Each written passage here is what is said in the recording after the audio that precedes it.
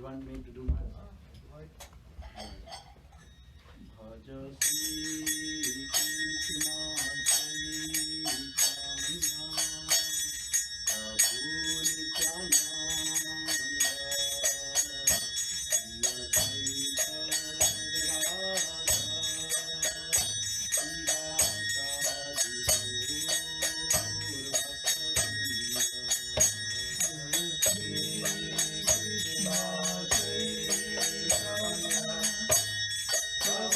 Advaita Radha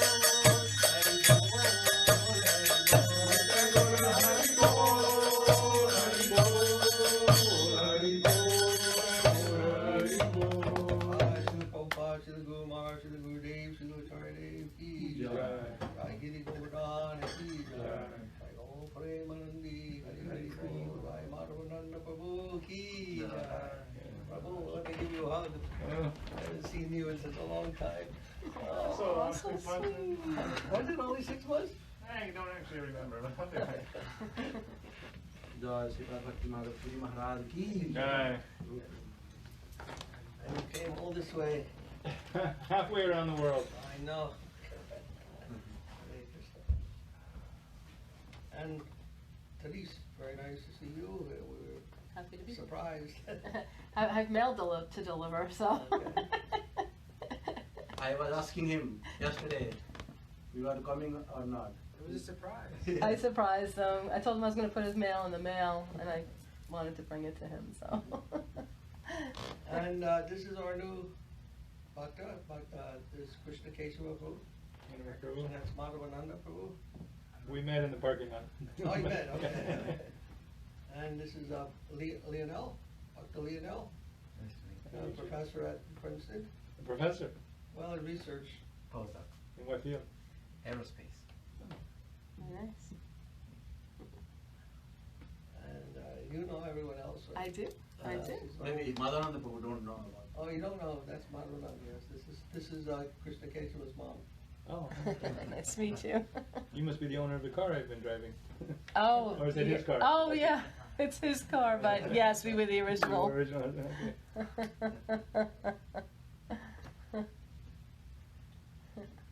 How is Ingoji doing? He's at the cafe. He'll be here He'll later. come? Yeah, Oh, he'll be yeah, here later. wonderful. Yeah, yeah. Good thing we have extra samosas. We have sufficient prasadam. Yeah.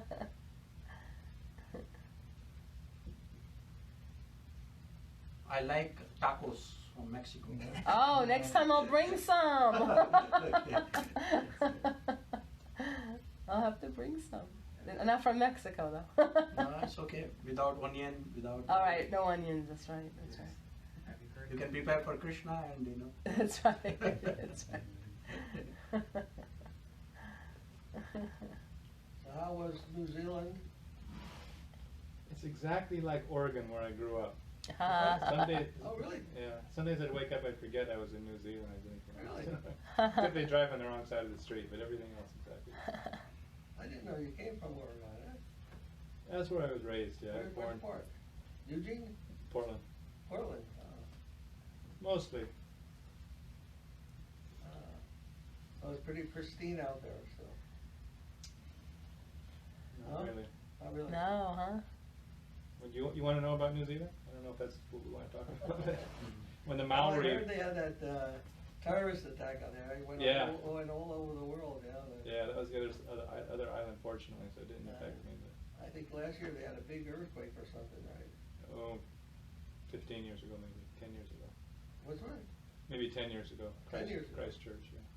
But they say the city is still kind of half destroyed. I didn't get to that city. But when the Maori arrived 700 years ago, there were no mammals in the whole New Zealand, Really? except bats. Really? Yeah. Huh. And then the Maoris brought some with them, and then the white people brought some, and now they have an infestation of rats and possums and these little ferret kind of animals.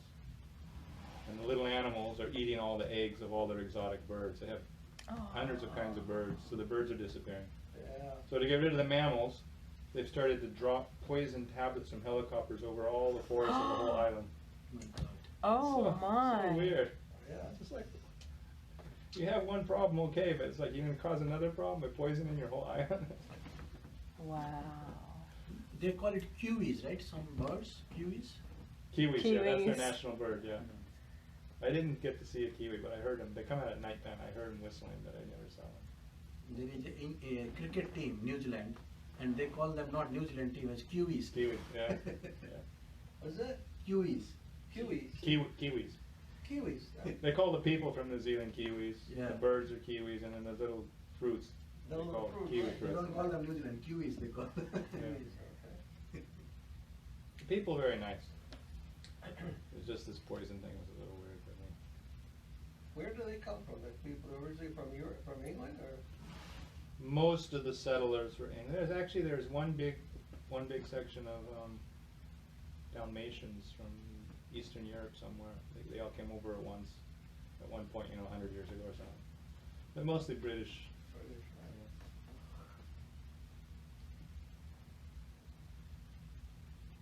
So we have a temple there too, right? There's some devotees there. Is it? ISKCON has temples. I went to a couple of ISKCON We temples. don't have any. There's one devotee we know, Anandavardhana. He doesn't have a temple. He's a white-clad elderly man, but very nice devotee. I'd meet him in India when I go there. But he often stays in Navadip or like that. Yeah, he goes to Navadvip for 6 months at a time and stuff. It says in Auckland is Auckland. AUC. Auckland, yeah. It says in Well, there's Auckland. 2 sannyasis in Auckland, Oh. but they've been friends forever, but they don't get along well enough to work together. And as far as I know, they both stay. Kesava Maharaj. Yeah, Kesava Maharaj is one of them. Kesava Maharaj. Kesava Bhakti Maharaj? Asraya Kesava, the sannyas disciple of Trivikram Maharaj. Oh, I see. They're New Zealanders, native New Zealanders. Another one, I forgot his name. I don't think there's- sannyas same time. They don't have a center. They have an address and a phone number. I don't know Yeah, where but in the books, those are fake addresses a lot of times. They want to make it look good, but there's actually, you can't go to his house. Like I went there and I called him up. We met at a restaurant, but he doesn't really have a center at all. And then when I was there, just coincidentally, the day after I arrived, Madhava Maharaj and 2 people from Australia came in, and they did a little preaching tour, so I was going a week with Oh, them. really? Yeah, it was a complete coincidence. It was good to see that. Does he know you? Oh, I've Madhava known, Maharaj? I've known him since my first day in the mott. Okay. So where do you stay when you're out there? In my tent usually. Huh? In my tent. In your tent? in the bushes somewhere or on the Is beach. it nice? The weather is nice down there? Mostly it was like warm late summer and a few days of rain, but not so How much. do you catch how do you get your, how do you eat? I have a little stove and buy rice and oatmeal and cook it. He lives an austere life in that. Spend all day riding my bike and then at Rice night and time I oatmeal. Interesting. I was seeing one bike rider on the way. He was saying he was carrying two bags while we are coming. One was rice, one was oatmeal. I don't know. And then he said that he carrying four bags when he was riding. Two big bags to carry that. He goes riding all over the world. That's Why don't I show fantastic. pictures of him in The South best America? way to see the world. It is. Up close and personal, right? Good. It really is a good way to see the world. Perfect. One should not go to Iraq though. Iraq. I think there's some other places maybe you shouldn't go to, Congo. That's awesome. Write a book. Everybody says that, but actually there's thousands of people riding their bikes around the world. Yeah. When you're on your bike riding, you run into all these other people. It's like it's not a big deal. People who don't ride their bikes, they think, oh, that's amazing. One guy wanted to write a book, and he talked to some publishers before he went, and the publishers said, that's old hat. Everybody's done it. Not going to write a book. He said, you got to think of some gig. Right. Something Gotta have an special." edge. So he wrote a unicycle around the world. Oh my gosh. Then he got to write a book. Oh my gosh. Gotta have a gimmick, right? Gotta have something unique. That's funny. So what festival do we have coming up the next festival coming up? Govinda Maharaj's appearance? Disappearance. The 16th, is that right? I have to check that date maybe. I think Akshay When is it? Tritiya also. Okay, Dhruti. When is it? Akshay Tritiya. Akshay Tritiya, the day when the Jagannath's cart building starts. So that is the day of starting any auspicious work.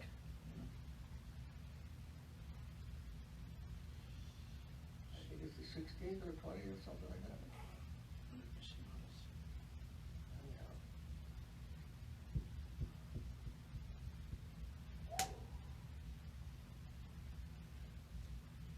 Your health has been good, Maharaj?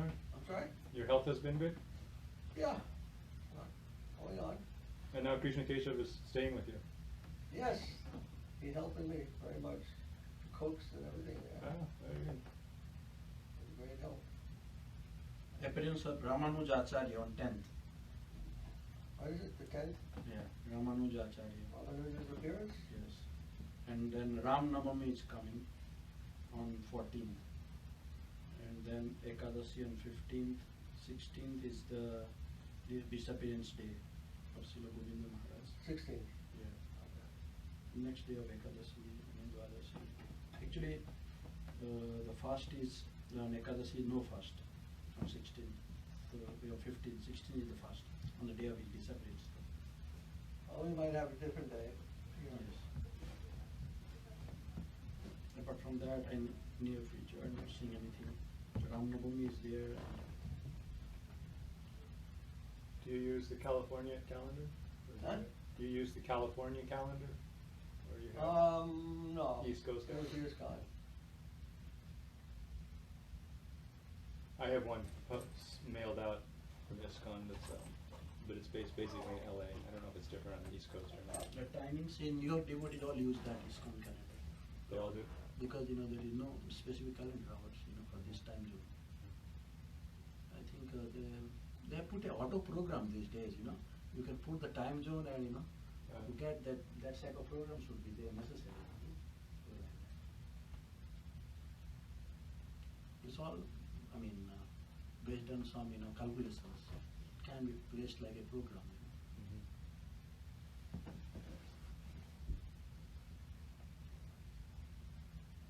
There are some subjective decisions to be made, in that calendar. So maybe that is difficult in putting in that.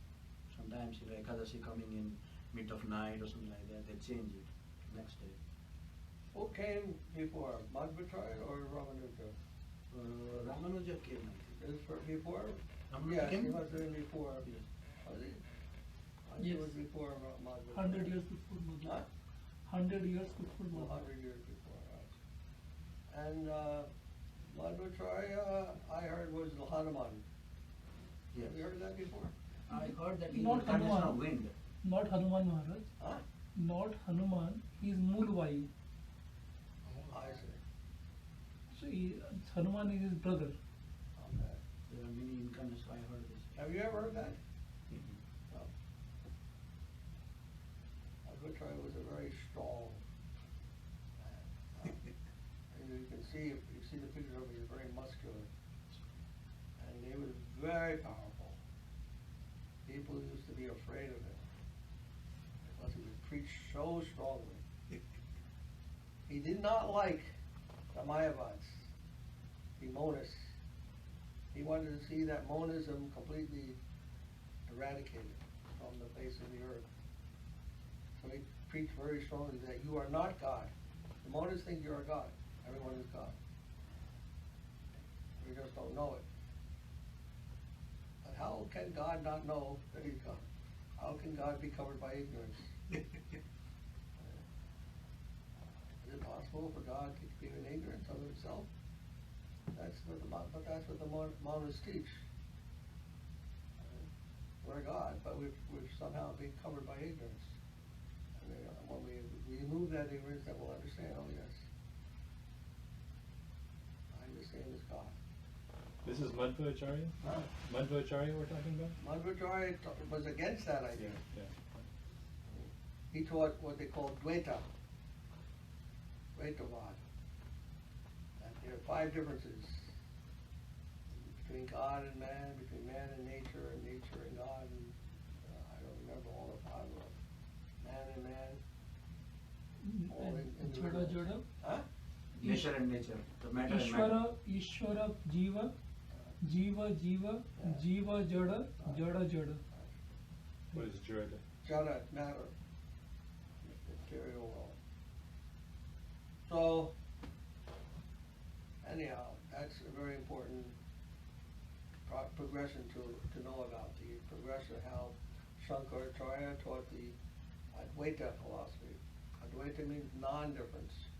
In other words, that you're one. We are all God, and somehow been covered by ignorance. But then they can't explain this. How can God be covered by anything? If God is supposed to be the greatest thing, then how can ignorance be greater than him? If he's covered by it, means ignorance is greater than God, then ignorance is God. Didn't like that philosophy. And it destroys the whole spirit of devotion. Devotion is finished. If you are God, what is the question of devotion to God? The Mayavadis think that if you, while you're still in ignorance, you can be devoted to God. But once you become liberated, then throw them out. That's not necessary. All your devotion is unnecessary. That's only helpful to bring you to your original identity. So Madhvacharya was used to preach very strongly against that. And personal life would run when he was Ramanuja was a little bit more mild. He was teaching what they call Vishistadvaita. He was trying to introduce slowly from the Advaita, the monist philosophy. He was trying to bring people a little bit more to understand the difference. And there was not only one, there was some difference also involved in God. His different qualities, his different energies. So Vishist means like some determinations were there, some differences were there. It's like, sugar. If you look at one piece of sugar, it has different qualities to it. It has sweet, it has whiteness, it has Cubical nature. cubical, crystalline structure. All those qualities are there in the sugar. It's one thing, but it has many qualities associated with it. So like that. God is one being, but he has many, many qualities. Just like we teach the six qualities of Krishna, right? What is that? 64 qualities. Huh? 64. No, six.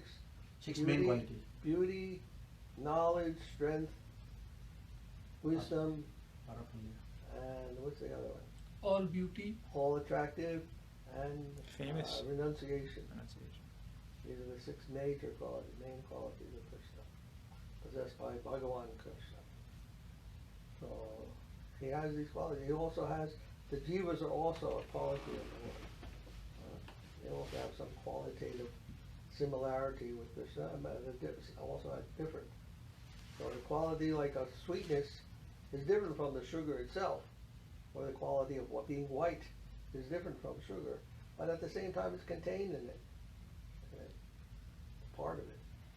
You can't take the sweetness out of the sugar, you still have the same thing left. But at the same time, you can't say the sweetness is the sugar. Okay? So he was trying to show that. Ramanuja was trying to show that there are qualities, and they are there in the supreme, but there's also different.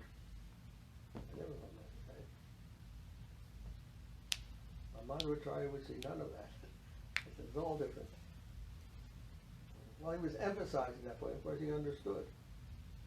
And then Chaitanya Mahaprabhu came and said, it's one and different. It's the same and different. Achintya Veda Veda. Actually, Maharaj, then when Ramanuja said that these qualities are different from God, our philosophy, we don't accept it. They won't accept that the qualities are We different. don't accept it because Krishna's form and Krishna is not different, and Krishna's all the that features we don't differentiate. His name. Yes, in the absolute plane, that's the fact. But then, from an ordinary perspective, we can understand. So that's what he was trying to emphasize from different perspectives. The shista, the determinations of this man. So yes, you can say that the sweetness in the sugar can't be separated from it. How do you separate sweetness from sugar? Still have it be sugar. The whiteness can't be separated from it. So it's not different. In the same way, the sun and the sunshine. And what is the meaning of sun without sunshine? What is the meaning of sunshine without sun? So in that sense, they're one. But also at the same time, when the sunshine is in your room, your sun is not there. So from a higher perspective and from a finite perspective, we can make a difference. And that's only in the finite plane we make a difference. In the absolute plane, the sun and the sunshine, you can't separate them. There's no meaning of one without the other. But from our perspective, then we have to make a difference. So like this, the progression of ideas, of conceptions have changed from Mahaprabhu's time. So that oneness is there in the absolute perspective, but there's also difference in the relative perspective. We're qualitatively one with God. God is spiritual, we're spiritual. Qualitatively, so the quality is one. But at the same time, there's difference. I can't create universes. Krishna can do anything. And those qualities also not of infinite nature or the infinitesimal. The qualities that jivas have, those are also not of infinite nature, because by itself it is infinite. But God may be having all those qualities of infinite. Infinite degree. So it is quantitatively different. His wisdom is infinite. We may have some knowledge, but not infinite. I'm always doubtful what we know, if that is really knowledge, what we actually know, what we think we know.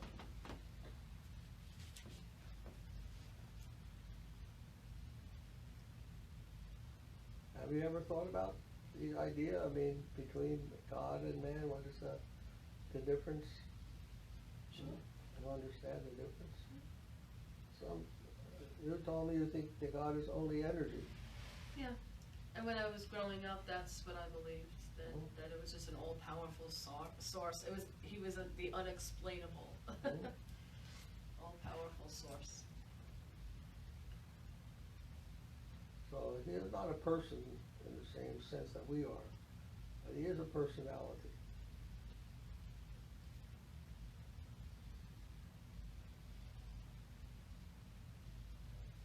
He knows everything. I know what I know.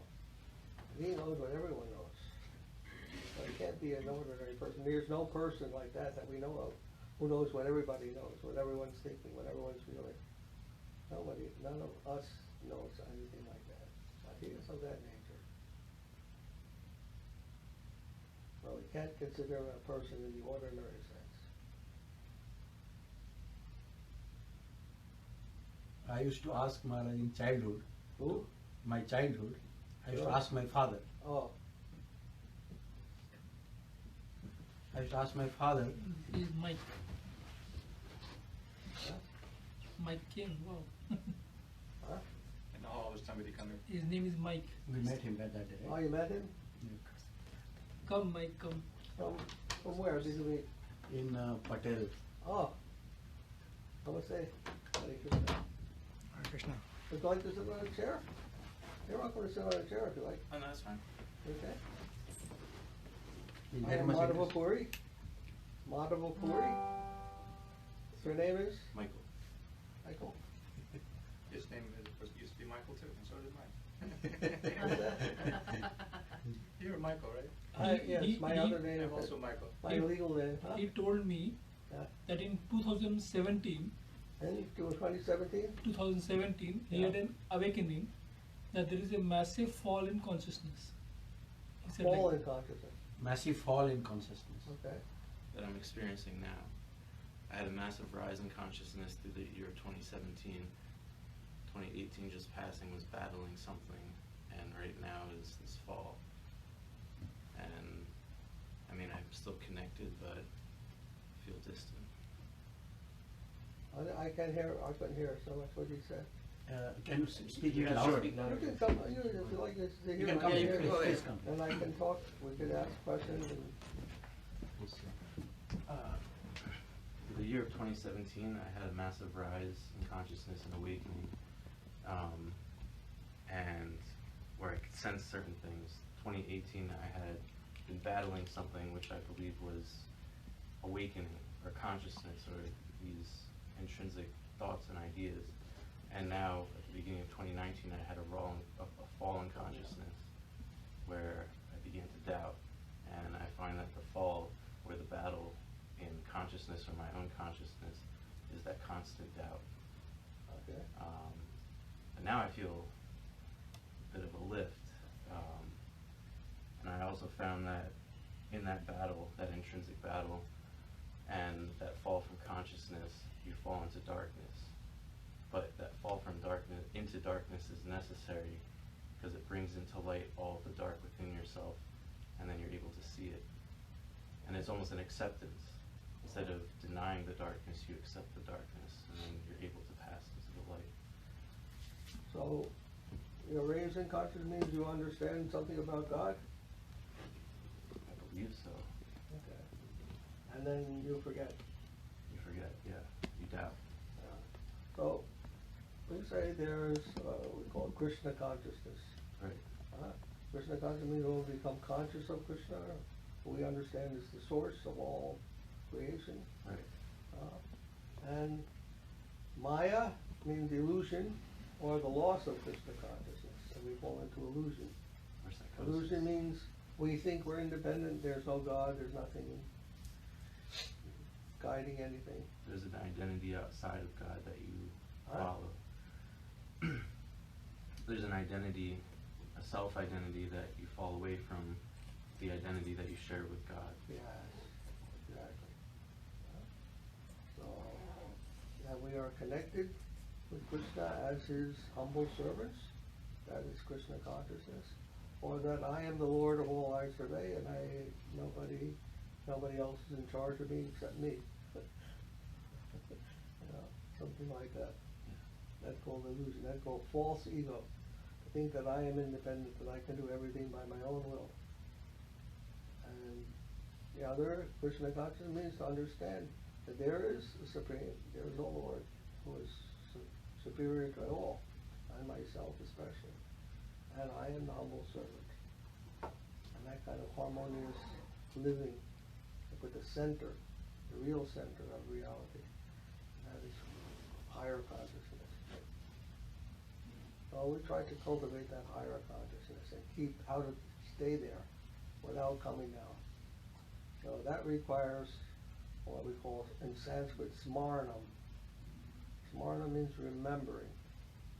How do we remember what is our real position? And for that purpose they have in India, Vedic literature, they have this what they call mantra. Mantras, have you ever chanted any of this? We have the Maha Mantra, the Hare Krishna mantra. And by chanting the Hare Krishna mantra, the memory of Krishna is building and building within us. And any time we fall away from that, we just say Hare Krishna, Krishna Krishna, Hare Hare, Hare Rama, Rama Rama, Hare Hare. Try to establish that memory connection. That consciousness. Memory is consciousness, what we're thinking of. Consciousness of what we're aware of, right? When we're aware of God, when we're aware of Krishna, that's Krishna, that's the higher consciousness. And when we forget that, then we get involved in so many non-Krishna things. I think everything is there for our own satisfaction, our own enjoyment, independent of them. So all the things that we do, we practice what they call Bhakti Yoga. How to utilize everything that we come in touch with our own self, and use all of that in remembering Krishna. Just like we were having Kirtan before. Kirtan is like singing. Have you ever done any Kirtan or? No. I mean, at heart, I'm a musician, and I develop and write my own. And from that, I've actually, or through that, I've been able to pass things along, but Okay. never like this. What kind of musician are you? Bit of acoustic folk kind of stuff. Folk? Folk. Guitar? Yeah. Okay. You're from Princeton or? Just outside. Okay. So we have what we call Kirtan in India, the Kirtans. That's congregational singing. So we have a whole bunch of things, and we're gonna chant some mantras, and you can chant along with us if you want to. Some prayers and things like that we offer every day. And the Kirtan, the singing, we do with this drum. It's called the mridanga. You play that? These kartals. I have a drum, not that drum. And we have some cymbals or kartals, or you play like that. And a very nice process. And everyone can join in, a very simple thing. And we don't have any complicated words or anything like that for the Maha Mantra. It's only 3 words, Hare Krishna and Rama. And there's a mantra that goes with that. And we try to meditate on that, and it's very nice, actually. It'll immediately bring up your consciousness.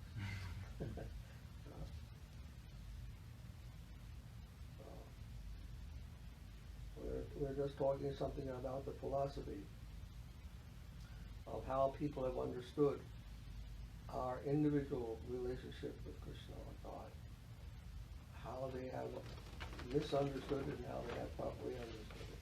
And along the centuries, about over the last 2,000 years, for instance, people have interpreted their relationship with God in different ways. Some people think you are God. They say you are God, but you have somehow forgotten that. And they have a hard time explaining that, because how can God forget? How can ignorance be superior to God? That's what we were talking about. How is it possible for ignorance to cover God? If ignorance can cover God, ignorance is superior, not God. God is supposed to be who anyone cannot exceed him. He is supreme.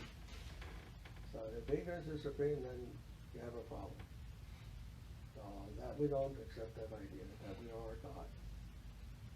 We accept that we have a very intimate connection with him. We're part and parcel of his energy. And how to establish that understanding, how to have that proper understanding, and serving attitude toward him, therefore. If we're part and he's the whole, then we have to serve the whole. Just like your hand is a part of your body, but the hand doesn't act in an independent way. If your hand could do whatever it wanted. One time I saw this movie. You ever see that movie? Where the hand starts calling and killing people. Or that he has a hand and it has its own will and it's going around and choking people. Well, it doesn't work like that. Hand in the proper sense is to take Connected to food body. and give it to the rest of the body, and the hand gets the benefit. Or when you put water in the tree, on the tree, you don't put it on each leaf, you put it on the root, and all of these get the nourishment. So our relationship with Krishna is like that. He is the root, he is the source. And by pleasing him, then everything, we become pleased. The whole creation becomes pleased. And one has a harmonious life in that way, and a successful life. We have to, you have to take a scientific attitude in this respect. Do it, and see what the result is. Try to live your life in that way, and see what result you get. How your life becomes peaceful, how it becomes successful, how you become satisfied, how you can become perfect. Otherwise, don't just think, well, that's some words. This has been taught in the Vedic literature for thousands of years. People have been following this process, so we're not the only ones or the first ones to do that. This is a conception that has lived, proven its worth, time-worthiness, and benefit to others. But people forget. We are finite. We can forget. We can be covered by ignorance. Okay? And when we get into a certain situation, in that ignorant situation, things start giving us problems. We start getting in trouble. And then we realize, what am I doing? What's going on here? I'm not happy. And then that helps us actually. Helps us to remember, well, I've got to find out what's the proper solution. And if we're fortunate to come in contact with some devotees who understand these things about the relationship, the original, all the one's original relationship with Krishna, then we can get some help, and some encouragement to increase again our consciousness. There's the devotees, there's the literature that we have, and you can read about these things, learn about these things, and cultivate your consciousness in a very real and positive way. And also the process of Bhakti Yoga, which means how to gauge your daily activities and remembering God. So like, for instance, we eat just like everybody else, can't live without eating. But we take our food and first offer it to Krishna. And then remembering that it's by his mercy that only food is coming to us. And not the farmers, not the Monsanto. Definitely not. Okay. Without the seed, no one can make a seed. No scientist, nothing, no one can make a seed or a grain of rice, a blade of grass. Nobody can make these things. So they're coming by the grace of God, by a miracle. So scientists don't understand how those things are being produced. I was telling Keshavananda when I was young, still in primary school. One person asked me, where does the shape of a cow come from? A question like that, where does the shape of a cow come from? I still haven't been able, I still don't know the answer to that. Where do cows come from? Where do camels come from? Where do giraffes come from? Elephants and so forth. Darwin says that somehow they evolved from some homogeneous substance, amorphous substance, amoebas or whatever. That everything came out from that. How is it? They can tell some story like that, but can they explain it? Can they do it in the lab? Can they turn an amoeba into something else?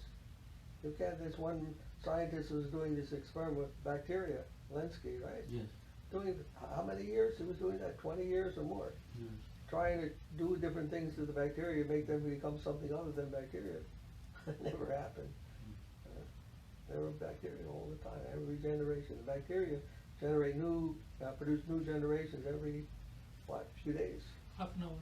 Huh? Half an hour. Wow. Half an hour. So, how many generations they went through in, in 20 years, and yet nothing changed. They Everything may be, back there. they may be, changing their habits or their things, but they remains bacteria. But it remains the same. So they don't become some bigger animal or some greater thing. It doesn't happen like that. And it's silly actually to think like that. Dogs are the best example, Maharaj. Well, They yeah. need so the they smallest make dog to the biggest Yeah, dog. they make a lot of changes in them, that's for sure, but they remain dogs. So, just by thinking like that and understanding things in a nice way, in a proper way, in a godly way, in a transcendental way, and not merely in some kind of materialistic way, we can begin to understand and appreciate what is what, and not be fooled by the allurement of the material, well, whatever advancement they're making. So many things are there to distract our Main target. memory, our remembrance, make us forget God. That's when things start going wrong. That's when the whole world closes in upon itself. As each person is trying to compete with the other. There's no love, there's no respect, there's no honor.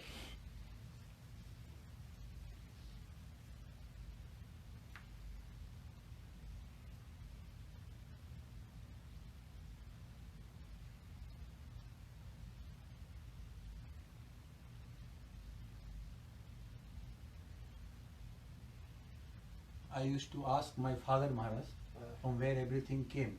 Yeah. Then he used to say one demigod's name. I'm sorry? He used to say Amen. one demigod's name. Okay. I said, from where he came. Then he used to say another demigod's name. There you go. And then I used to keep on asking him. Well, some people ask that question about God too. Some people say, well, where did God come from? Huh? You know? Did anyone ever ask you that? Do you ever ask yourself that question? I guess so. So what's the answer? God is.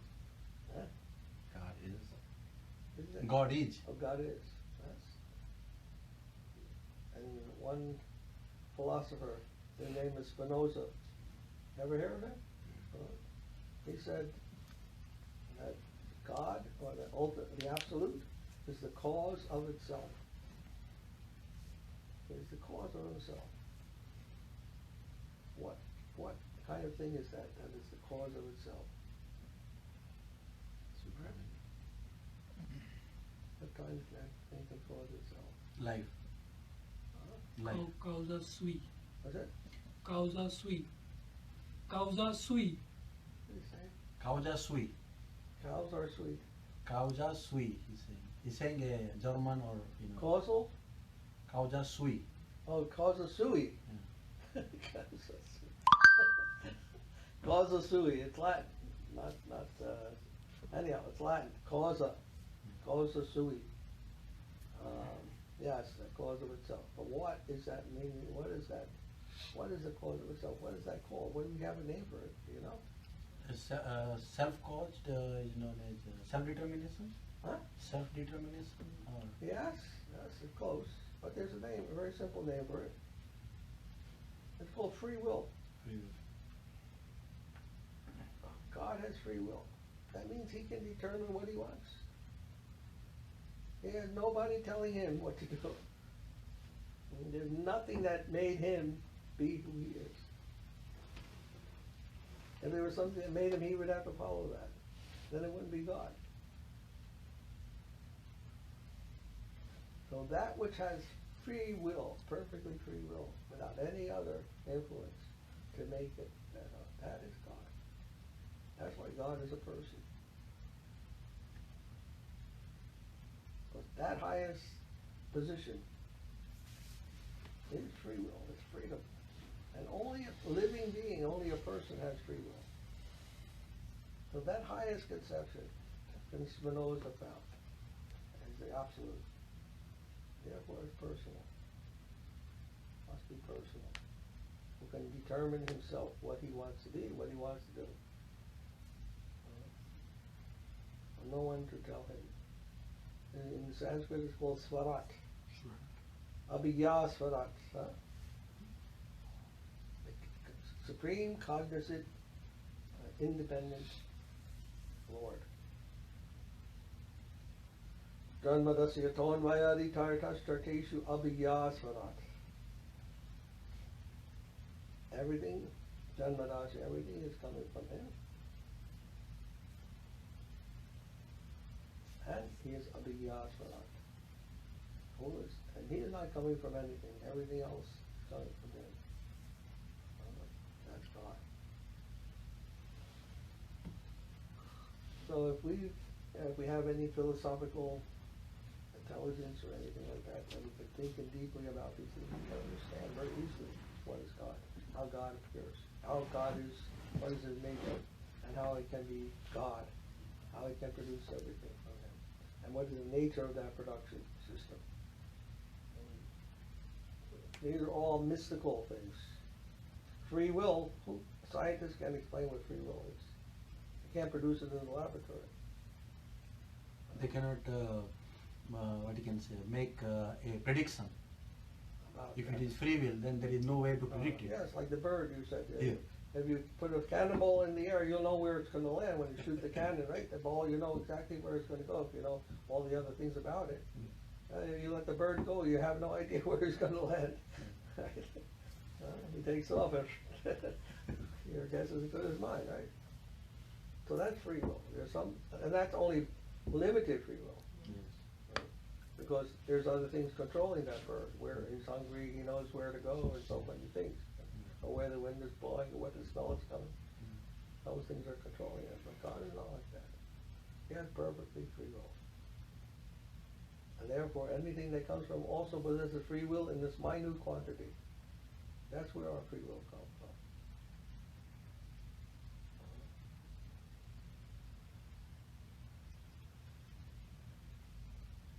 The source of all freedom, the source of all beauty, the source of all joy. Whatever we experience is in a minute degree, because he experiences that in a maximum, an infinite degree. So there can't be anything here that isn't there. Now the scientists say there was nothing and it exploded. And from that nothing that exploded, everything came. Like this Bhagavatam Maharaj, Huh? Srimad Bhagavat Yes. gives the instruction, after telling all those definitions, it tells meditate upon those things. What? In the Bhagavat, Yeah. in the first verse, after telling all those Abhigya Swarat, it says Dhimahi. Dhimahi. Dhimahi. At end of that sloka it says Dhimahi. Yes. Which means to think in this, To honor. to meditate, to think about these topics, not the material And side. all your honors has to go to that therefore, for which everything is coming. All your dedication, all your devotion, all your honor has to go there. All your praise has to go to that from which everything is coming. Plus without that, you would have nothing. And you would not even be there. But it deserves the highest honor, highest worship. Right.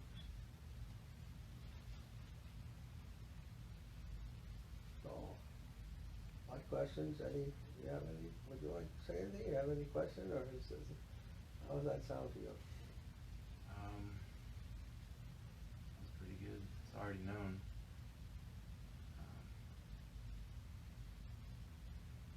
I guess I have a lot to say if Okay. given the chance, but The mercy of the Lord. And he gives special attention to his devotee. Make sure he's miserable. So that he doesn't forget what is his real relationship. See, if we're happy in our forgetfulness of God, then we're going to remain forgetful. But if we're in trouble in forgetting God, then we're thinking, oh, I'm doing something wrong, and what to search for that. And that's what brings us to meetings like this, or talks like this. Because we're looking for what am I doing wrong, what am I forgetting? What do I have to add in my life, my knowledge, my understanding of things.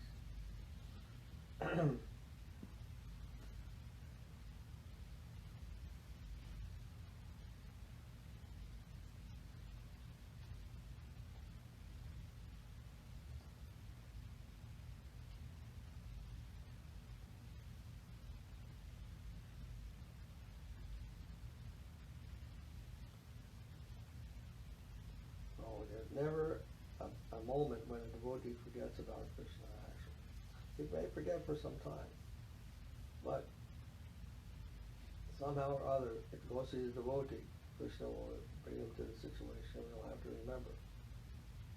He'll come to remember again.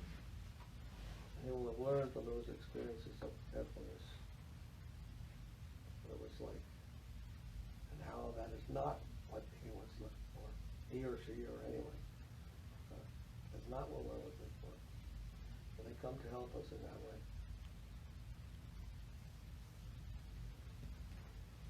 All right. Any other comments, Maharaj? Anything you want to say? What do Maharaj? Is You want to say? Krishna consciousness the same as Christ consciousness? Is it? Is Krishna consciousness same as Christ consciousness? Same as Christ. Well, you know, Shared Christ consciousness. is in Greek, you know the word Christ in Greek is Christe. Christos. Christos. So they're very, very similar, very similar. And Jesus, in Sanskrit, is called Isha. Isha means God, or Lord. So Jesus Christ means Lord. Jesus means Lord, and Christ means Christos, so Lord Krishna, if you could say. See? I see it like that. I understand it like that. And I've heard other people say that. When Christ was, I think, a teenager, he disappeared. And nobody knows where he was. And there's on a book, it's called the Aquarian Gospel. I Yeah. read that book. You have it. And then that tells he went to Jagannath, it was in Puri, Jagannath Puri, India. And he was learning about Krishna consciousness there. And then he came back when he was 30 years old, I think. 33, something like that. But that's wherein there's, I think now, awakening in most Christianity now to this. Because a lot of these books have been like pushed away, pushed aside. And the language of the church, in most church, has been more of control rather than awakening and love. But that shift, I think, is just because there's only denial can last so long, where with the awakening of populations of humans on this earth, the church has to now shift its Shifting unfortunately, I don't know where they're shifting it, but there's a similarity. And if we see that similarity, I mean, I think the church is beginning to recognize that other religions have some validity also besides just, especially Catholicism, you know. Especially. It's only the only true religion, you know, God is the only, or Christ is the only way, and all that stuff. But now they're beginning to recognize a more ecumenical sense of religion. And I think the acceptance of consciousness within Catholicism will then make that shift, but I think it's going to be a very, very slow process. Yes, the whole world is shifting, and even in science, when this quantum theory, Quantum healing. quantum healing, what they call it quantum theory in physics, is telling that, you know, the world is not what we think it is anymore. And not running according to Newton's laws, you know, everybody thought was Determined. Huh? Determinism. F equals ma, you know, and all these equations that Newton came up with. That's not valid anymore in the quantum world. You know, at the very tiny elementary particle level, subatomic level. Even the atomic level doesn't run by those equations. So everything is, they're confused actually. I think because then it goes beyond the finite, it goes to the infinite. Exactly. Everything actually, if you look down deep enough, is infinite. Mm-hmm. You can't come to the end of what is there. Even in the atom, they don't know where the ultimate particles are, because they're too small to measure. Just because they're too small to measure doesn't mean there's nothing there. There's something there, but you cannot never find it. It's infinite, and everything is infinite. Because we're part of the infinite. We live within the infinite. Are meant to be part of that, and not to think that we have everything within our grasp. Even Maharaj, there are many traditional Catholic families who never believed in reincarnation, but because of their own personal experience with the children, they saw a Understand, reality right. of that. Is there something that I could bring up? Yes. With, I agree with that. I think the disparage of Catholicism results in what we'll see as modern mental illness is that denial of consciousness. The result of a lot of that lack of awakening and lack of acceptance of consciousness, and results in what we see now as mental illness within the population. Right. And it's difficult to see. I mean, it's difficult to one grasp what mental illness is. But I think in simplest terms is you look at mental illness and psychosis. What is psychosis? Psychosis is not being one with reality, the lack of reality, not accepting reality. And when we don't accept consciousness, God, what is, the mind shifts into a psychosis, and there's very deep psychosis which we see in extreme mental illness. But psychosis is also, we could say that large populations on this earth are in psychosis, falling into the illusion, falling what is out of reality. And you could say that large populations within this earth are mentally, quote unquote, mentally ill. Not, but that's in very archaic and simple terms. But that's. Well, there are many psychologists, I guess you'd call them, who have mentioned that all of mental illness is based upon spiritual difficulties. Lacking a proper spiritual balance, spiritual grounding. I can't remember this one very famous psychologist. Maharaj, the field of Yeah. the field of nature and nurture. In that also they studied the twins who have the same DNA and put them in the same environment. Yet they behave. Somebody is having good intelligence, somebody is not having so much good intelligence, and so many other distinctions they found out. And what could be the cause of such a distinction? If everything is just immediate cause, then what is the causing that distinction? Anyhow, there's the whole idea of the mind, the body, and the soul. There are three things that we have to consider. Not just the body. Yeah. You try to analyze everything at the body level, that's not going to solve the mental problems. Mhm. And if you only work at the mental level, that's not going to solve the mental problems unless you work on the spiritual level. Okay. So that has to be included, definitely. Otherwise, the problems are insoluble at those other lower levels. Because that's not the root of the problem. They're not independent spheres.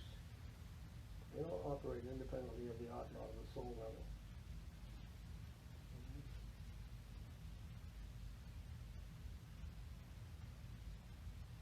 Just like when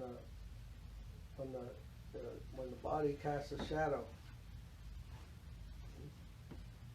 The Plato's cave analogy? He had some prisoners with chains inside a hill, inside a mountain. And then behind them, they were chained looking at a wall, and behind them was a fire. And the fire was shining on the people that were walking by. And those prisoners, because they were chained, could only look at the wall, not at the fire. They could see the shadows on the wall. And so when the shadows were walking by, they thought it was the shadows that were walking. Because they didn't know they were people, real people.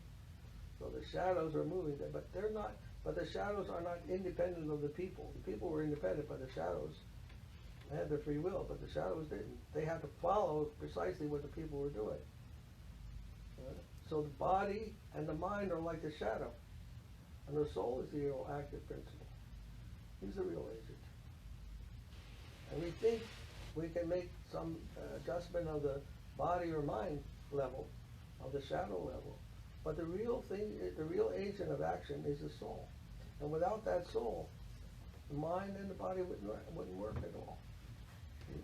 And whatever illness is occurring at that level is coming from something there in the Atman level. So we have to understand that principle, the principle of movement. It doesn't come from anything physical or mental. Is Conscious level. the soul and the spirit. Yes. Because That's say right. the marriage between the two, the soul is the female aspect of the consciousness, and the Okay. spirit is the male aspect. Very nice. And the marriage is. That's exactly right. Spirit is more than just the soul. Spirit is all the souls together. How they have an interaction, how they make all this also. They call that Paramatma. Paramatma. Very good.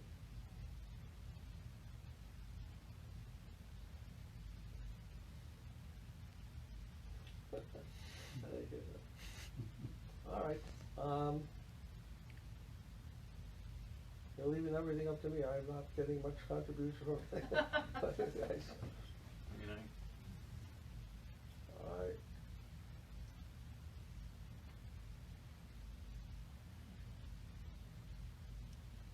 Michael, I think, huh?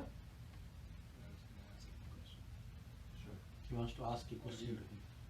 Oh, you want to ask a question? I was going to ask Michael a question. Have you had some kind of, you come from some religious background, or you developed these ideas, or is this sort of self-realization? Self-realization mostly. I come from Catholicism, but it was making me sick. And with that kind of, not that it was making me sick, I just saw corruption with it. And it really pained me because I saw truth behind all of it, but as an institution, I saw the corruption in the institution. And with that pain, I think came the self-realization. Other than that, it's 2016, beginning of 2017, and continuing. And I can go into great detail of these processes and my understanding of like the conscious mind and physiological and psychological aspects of it all. And also my understanding of things on a global and governmental level of how this all interplays. But this all came to me kind of through just this weird journey, like really, really awesome, scary, beautiful, and cool all at the same time. And probably don't have enough time to put what I've seen out there, but it's really, really cool. Right. Right. Where did you meet? In there was Oh, I a Patel, shop, you said. not Patel, Patidar. Patida. Yeah, I think Muni Maharaj was talking with Where? him. Actually, I was collecting. Then suddenly, I was asking everybody something. That was probably my darkest moment as well. And it was just coincidence or happenstance that I ran across you. Like I've been dealing with. Have you come to Long Island anytime? No. No. So he came towards me, and I told, you see, we are doing a conference, and nobody is teaching these subjects, like, Yes. about soul, about God, about, the spiritual life. And this must be taught because, this is the reality. And so we are holding this conference. We have some, principles, two main principles. Life comes from life, matter comes from life. And we are inviting many scientists. And they're already coming, so please help something. I said like this. So he said, I am coming, wait for me. I have nothing at present with me. So he went somewhere with a car. Then in a short time he came back. And he gave me, $2-3 or whatever. And then he discussed with me. So I told You taken the phone number also. You called my number? I have your phone number. You called today? No. So I told him, I could understand he's a Christian background. So I told him, you see, now we respect Christ as Satyavesha, as the empowered incarnation of Lord. But at the same time, the truth is revealed in all religions. And so there will be a new church in the whole world, where the offenses of the existing systems will be removed. And the pure thing will be, brought forward. And we will participate in that from all over the world. Hindus, Muslims, Christians, everyone. I And see it the- happening naturally though. Like exactly how you're saying it though, but it's the natural shift. Because like what is happening can't exist any longer, so it's Yes. just a natural shift. So that's interesting. You said it was your darkest moment, That was my darkest moment. and you met a devotee. And I ran into him. Perfect. Hey, Perfect. Krishna, huh? Hare Krishna. I was also surprised from how he came. So I was thinking, oh, he's a good person. So I invited him, you must come. You taken the card and a number also you taken, right? Yeah, I just took the card and I like didn't really.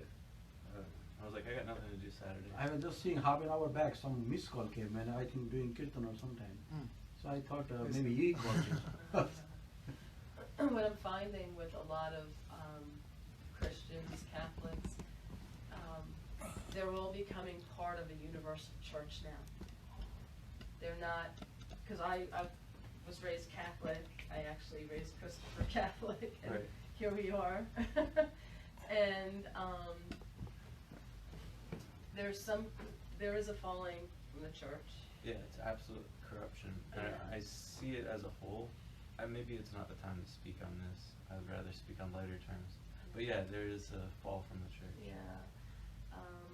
But so there has to be, when you say you hit your darkest moment and then came the light, Right. that happens with everything. Right, That's how right. I feel. So, and here we are with all of this happening in these religious institutions. There's Right. got to be a falling out for the darkness to go away. Absolutely. You And know? it will be absolutely painful and confusing, but Yeah. it's natural, and beyond that is something that is beautiful. Exactly. Exactly. And I think the biggest transformation is celebrating like the divinities, which in my personal life is music. I've been writing music for years, and I've unconsciously found that the message of truth comes transcendent through my music.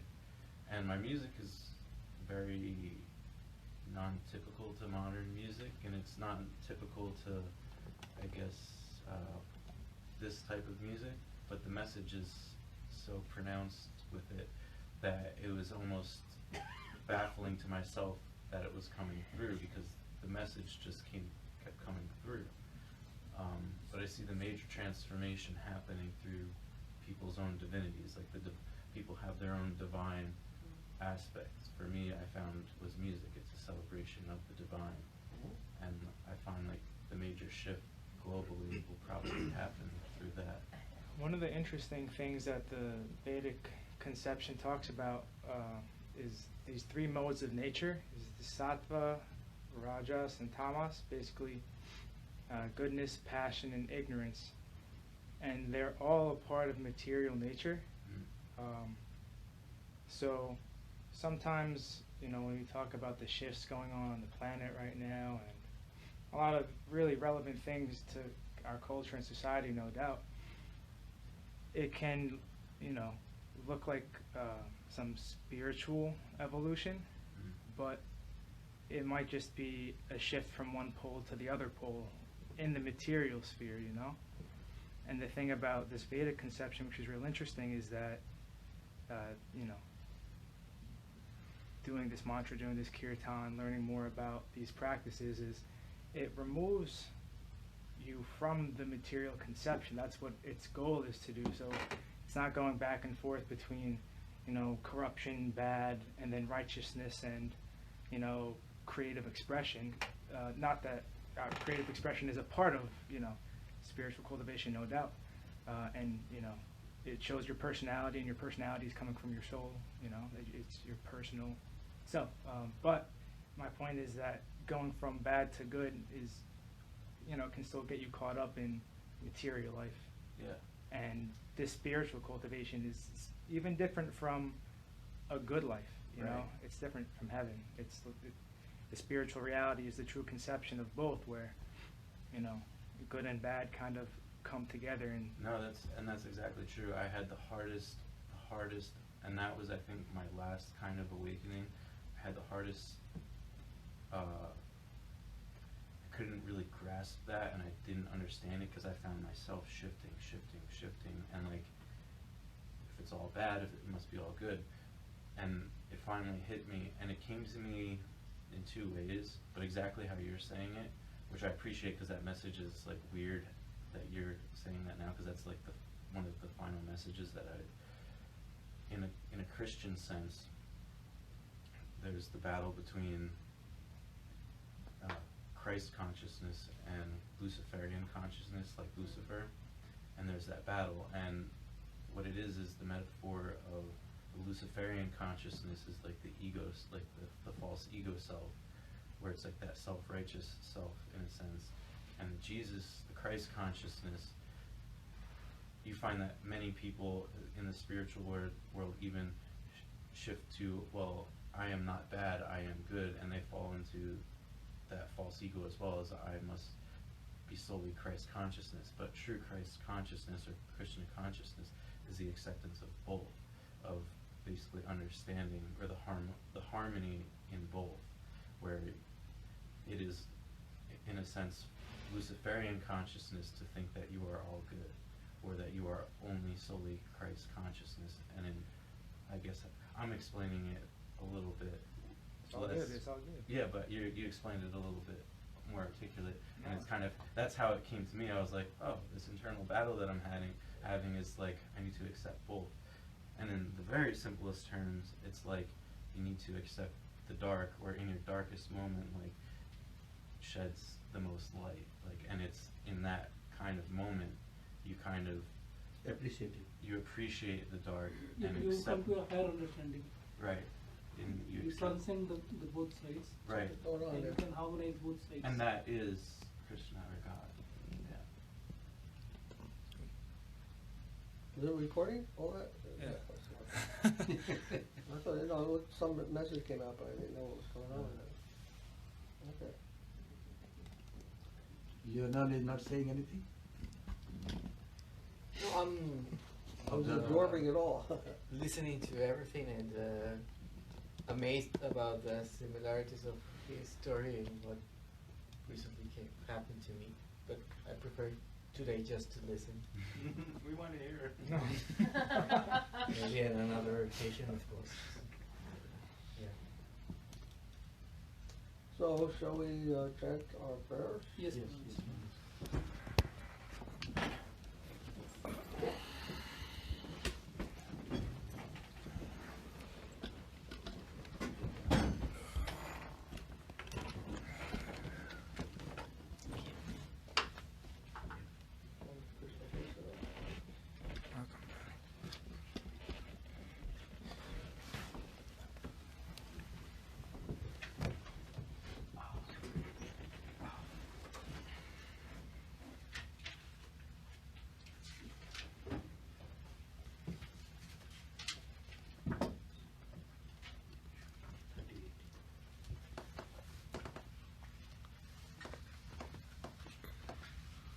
Page 38.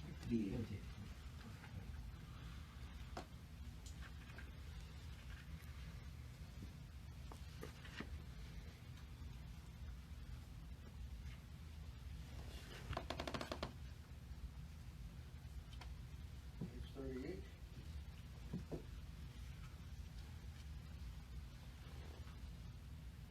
Vandeham Sri Guru Sri Rupapadakamalam Sri Guru Vaishnavasya Sri Rupam Sagradanam Sagradanam Vitam Sajivam Sadaitam Sadhutam Parijana Saitam Krishna Chaitanya Devam Sri Radha Krishna Bhagavan Sahajanalita Sri Vishakhananasya Om Jnana Timirandasya. Read the English, so this way Okay.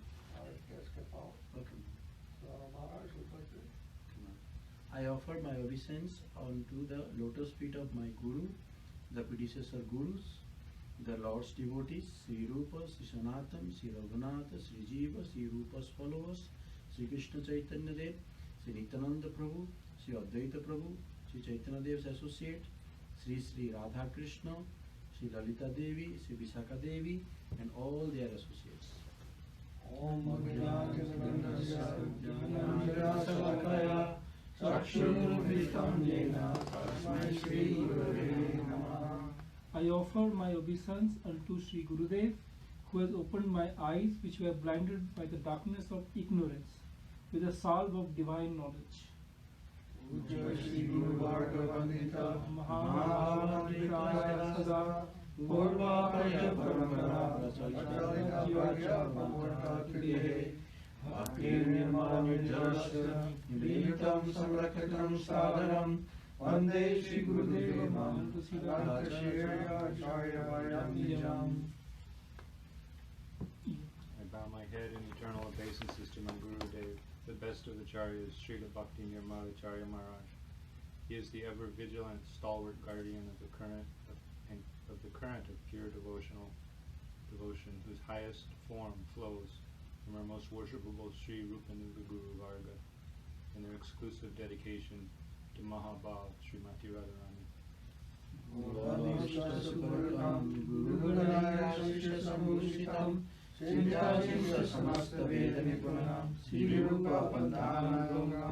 Govindavidam Jalam Bharatanam Bhaktividam Sundaram Vande Vishwagurum Chaitanya Bhagavad Gita. Lena, would you like to read, or Teresa, you don't want to? Yeah. I can't pronounce Too this. Too difficult, I think, yeah. Yeah, Lena, do you need to read? Yeah. Okay. I offer my obeisance unto he who perfectly fulfills his Gurudev's most cherished desires, who is fully adored with the blessings of his Gurudev's associates, who is expert in all aspects of Vedic knowledge, both conceivable and inconceivable, who is the preeminent follower of Srila Rupa Goswami Prabhu's line, who is known as Govinda, Srila Bhakti Sundar Govinda Dev Goswami Maharaj, whose beautiful, effulgent, exalted form is infused with pure devotion, who is the Guru of the entire universe, and who is the giver of the seed of divine love for the Supreme Lord.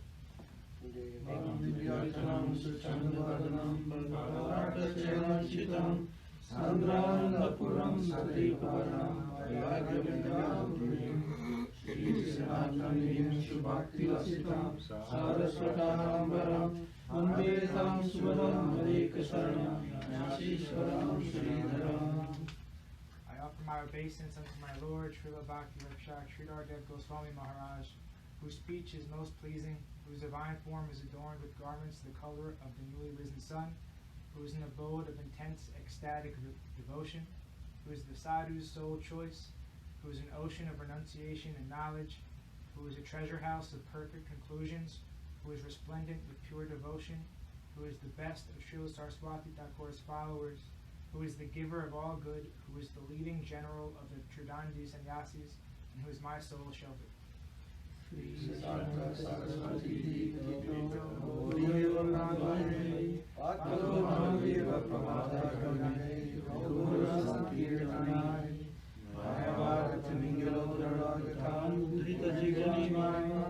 Krishna Prema I serve my Lord, who is known as Srila Bhakti Siddhanta Saraswati Thakur. Within the Gaudiya Sampradaya's lineage of gurus, he shines like the sun in the morning sky. Through the Sankirtan of Sriman Mahaprabhu, he rescues the souls engulfed within the belly of the Temingula of illusionism, and bestows upon them the ecstasy of swimming in the nectarian ocean of divine love for Krishna. I should tell you that the Temingula, I think we mentioned this the last time. Temingula is like a gigantic whale, monstrous whale, that swallows other whales whole. Mm. So this Timingila evolutionism. Namo Gaurkishoraya Bhaktavanudamurtaye Gaurangi Padmavrindaya Radhavanishi.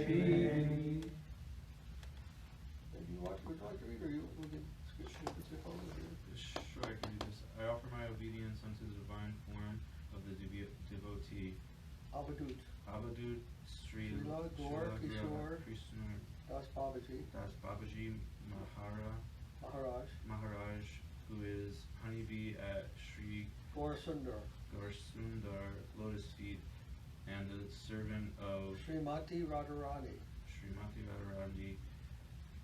imbued with deep loving attachment. Vande Bhakti Vinodam Shri Rasasari Swarupakam Bhakti Sasarya Samrajam Radharasa Sudhanidhim. I offer my obeisance unto Srila Bhakti Vinod Thakur, the embodiment of Sri Gaurasundar's potency. He is the king of the all knowledge, all knowers of the scriptures of pure devotion, and an ocean of nectar of devotion to Srimati Radharani. Vaishnava Vande Vigraham Jagannatha Prabhum Vande Prematim Vaishnava. I offer my obeisance unto my Lord, the ocean of divine love, Srila Jagannath Das Babaji Maharaj. He is the senior most devotee and worshipped by all who have taken shelter in Sri Navadip Dham and Sri Prajadham.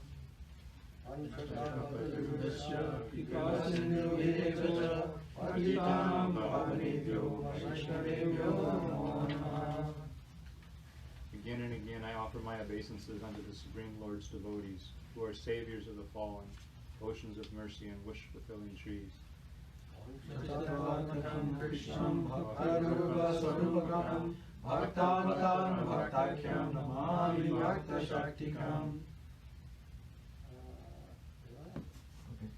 I offer my obeisance unto the fivefold manifestation of Sri Krishna, known as the Panchatattva.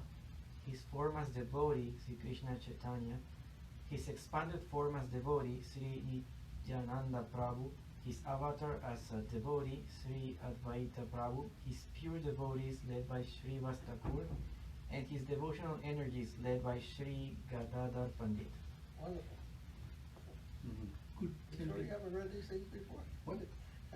That was wonderful. Oh, thank you.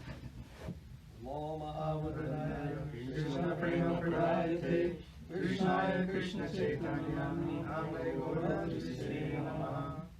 Again and again I offer my obeisance unto you, Sri Krishna Chaitanya, the supremely merciful golden form of Sri Krishna, the giver of Krishna prema.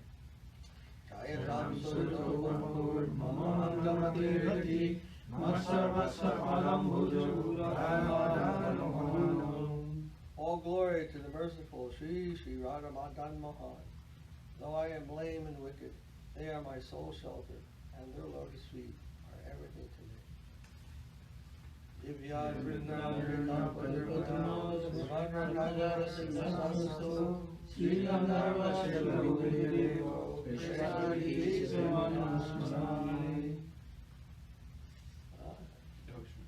I meditate upon Sri Radha and Sri Govinda being worshipped by their dear girlfriends as they split upon a throne within a beautiful jeweled temple beneath the wish-fulfilling trees of the divine abode of Vrindavan. Sarasarambhi Vansivaradara Sridhara Varshamri Sunir Gopinath Krishna. May Gopinath, the beautiful originator of the Rasa Leela, who stands on the river bank at Bansivat and attracts the gopis with his flute song, bestow auspiciousness upon us.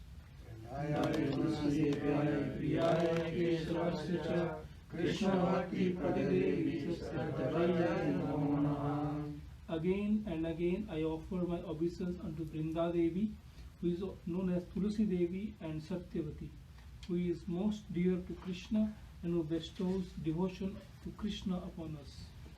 Tadatta mantra gurun gurun bhagavatarthadan vyasam jagagunatara. Having offered obeisances to one's initiating guru, to the gurus who have taught one the meaning of the Bhagavad, and to all authors of the Vedic literatures, who are the gurus of the entire world, I proclaim Jai. Jai Sadhika Sri Guru Gauranga Govinda Sundar Bharapanam Jayasu. All glories to the lotus feet of Sri Guru, Sri Gaura Sundar, Sri Gandharva Govinda Sundar, and all of their associates. Krishna Chaitanya Prabhu Nityananda Sri Advaita Gadadhara Sri Gaur Bhakti Vrinda Hare Krishna Krishna Krishna Hare Hare Hare Rama Rama Rama Hare Hare. Jai Nitai Gaura Hari.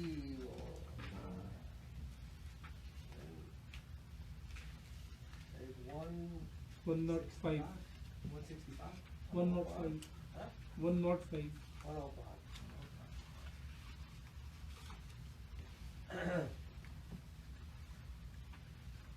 This is a song of purification of the heart and mind. 105.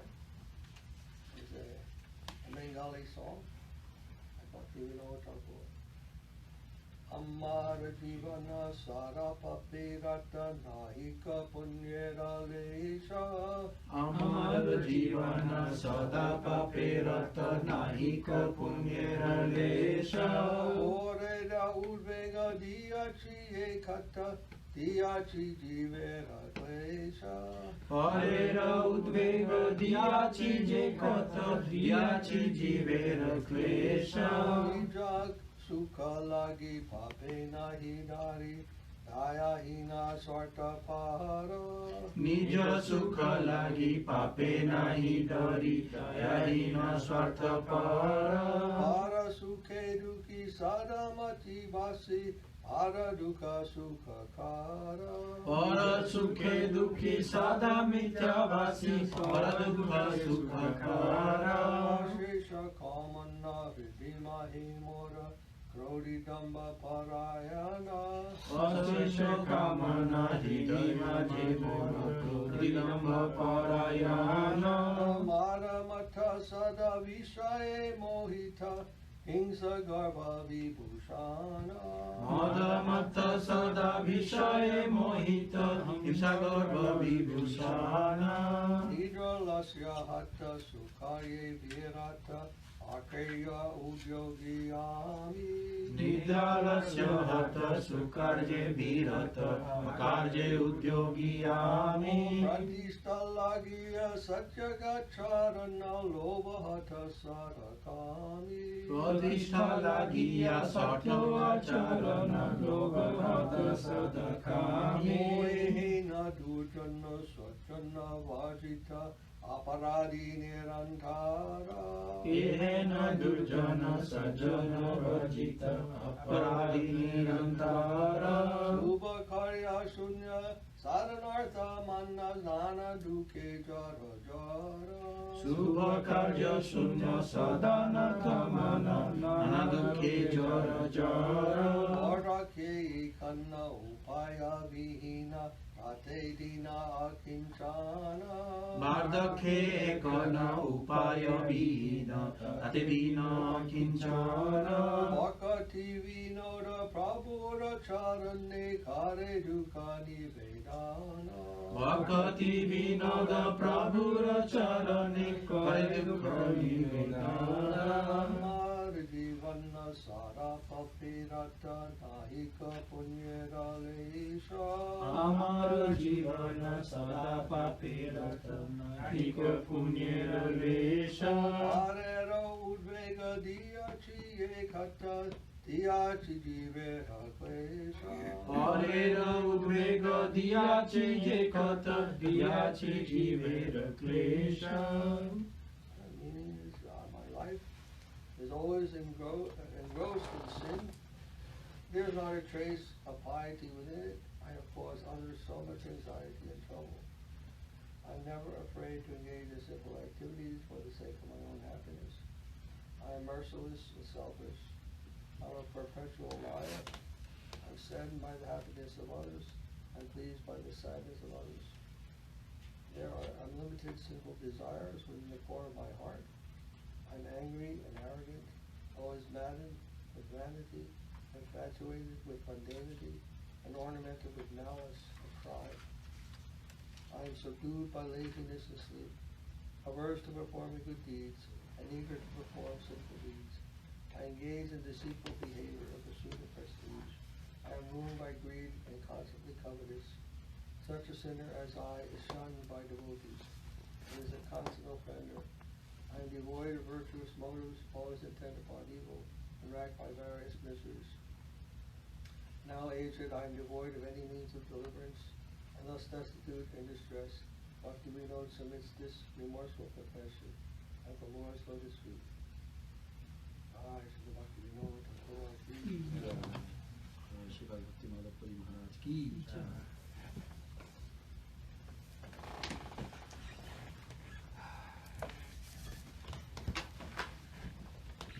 sobering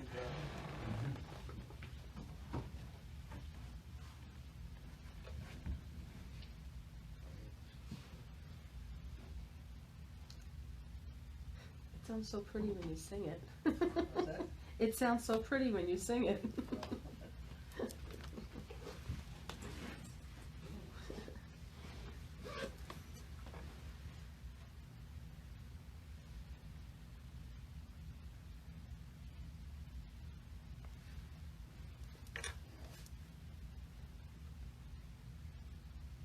Krishna is very merciful. Sends his devotees to us when we need them. Yeah. They are very willing to help us, and despite all difficulties. They'll come even from halfway around the world to help us, is what we call them. Interrupting his vacation or whatever you were doing out there. I'm surprised, he That was very nice. mystically manifested. It's quite unusual.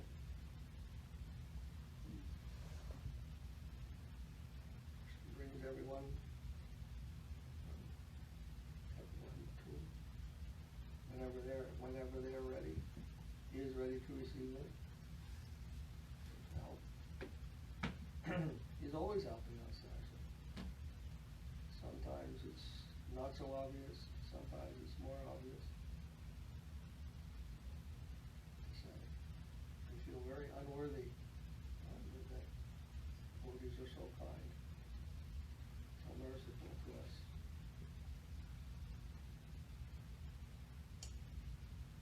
Unlimited grace of the Lord. We take one step in his direction, he takes 10 steps to us. Don't be miserly with your steps toward him. Take many steps as you want. If you can. And you will see great benefit.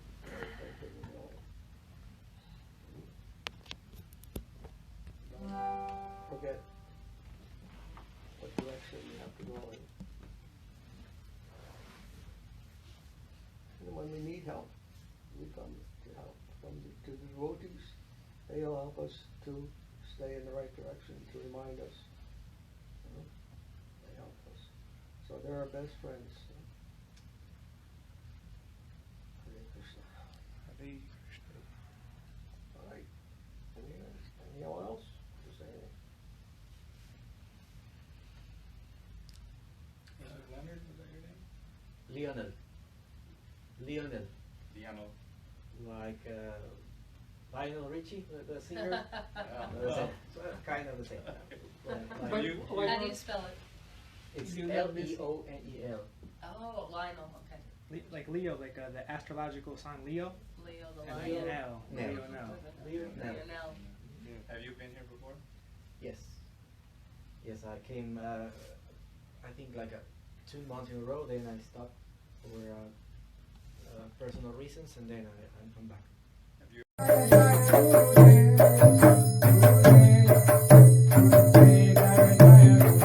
Jaya Jaya Gurudev.